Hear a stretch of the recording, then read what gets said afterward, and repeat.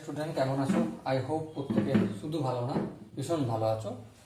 স্ক্রিনের ওপর একটা প্রশ্ন দেখা যাচ্ছে জ্যামিতির যে সাব টপিক ভেদক ও মধ্যবিন্দু সংক্রান্ত উপপাদ্য এই চ্যাপ্টারের। ওকে, চলো প্রশ্নটা আমরা প্রথমে মন দিয়ে পড়বো, বুঝবো, তারপর অঙ্কটা প্র্যাকটিস করবো। ওকে, কি বলেছে দেখো, চিত্রে এ বি সি ত্রিভুজের এ বি ও বিসি বাহুর মধ্যবিন্দু যথাক্রমে ডি ও ই যদি A C equal to 4x plus 10 হয়, তাহলে ডিই এর মান কত?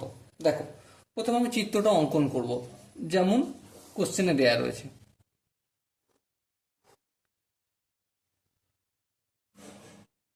এই চিত্র অঙ্কন হলো এ বি সি।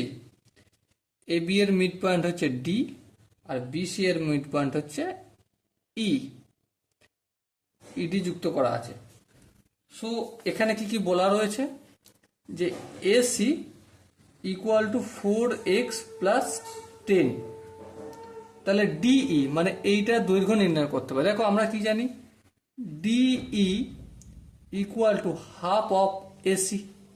হ্যাঁ ঠিক, এটা আমরা জানি।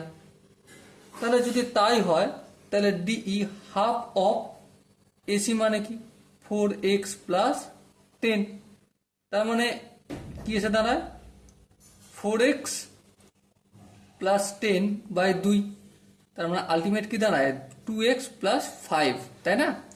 সো দেখো এখানে যে চারটা অপশন আছে তার মধ্যে option B is the right option. So dear student, I hope এই কোশ্চেনের প্রতিটা স্টেপ বোঝা গেছে।